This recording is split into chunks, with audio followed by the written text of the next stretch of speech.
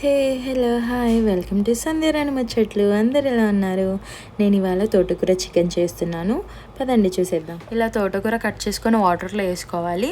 2 ఉల్లిపాయలు కట్ చేసుకోవాలి, 4 పచ్చిమిరపకాయలు, ఇంకా కొంచెం తగినంత అల్లం పేస్ట్ తీసుకోవాలి.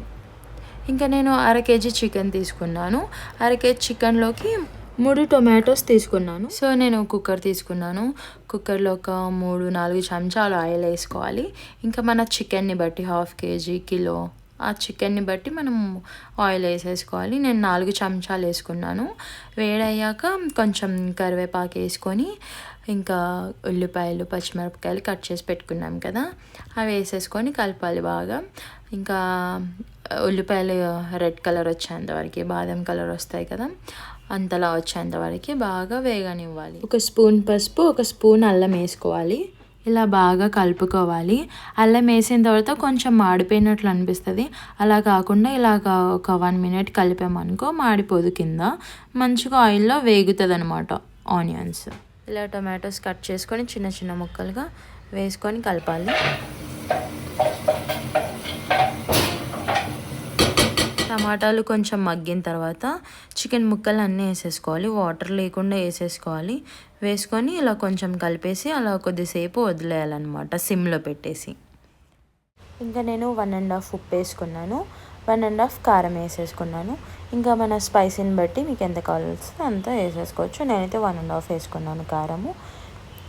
ఇంకా కారం వేసేసుకొని బాగా కలిపేసి కారం పచ్చివాసన పోయేంత వరకు ఉడకబెట్టుకోవాలి. యామీ చికెన్ రెడీ అయిపోతుంది. సో నేను చికెన్ మసాలా ఒకటి తీసుకున్నాను, ఇంకా గరం మసాలా ఒకటి తీసుకున్నాను, ఇంకా ధనియాల పౌడర్ తీసుకున్నాను. సో ఈ 3 మసాలాలు చిన్న స్పూన్ తీసుకొని అన్నీ 2 స్పూన్స్ వేసేసుకోవాలి. గరం మసాలా, చికెన్ మసాలా, ధనియా పౌడర్ వేసుకొని కలిపేసి అలా కొంచెం ఉడకనివ్వాలి. సో ఇలా తోటకూర కడిగేసి ఆరబెట్టుకున్నాం కదా, అది మొత్తం చికెన్లో వేసేయాలి. చికెన్లో వేసేసి బాగా కలిపేసేయాలన్నమాట. చికెన్లో మొత్తం ఆకు మొత్తం తోటకూర కలిసిపోవాలి. అంతలా కలిపేసి ఉడకబెట్టాలి మంచిగా. ఇలా ఒక చిన్న కప్పు నిండాగా పెరుగు తీసుకోవాలి.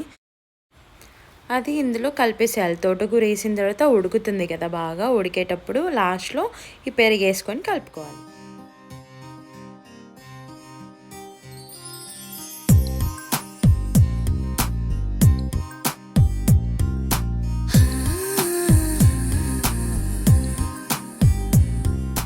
ఇది అండి నా తోటకూర చికెన్, ఇంకా వైట్ రైస్, పెరుగు.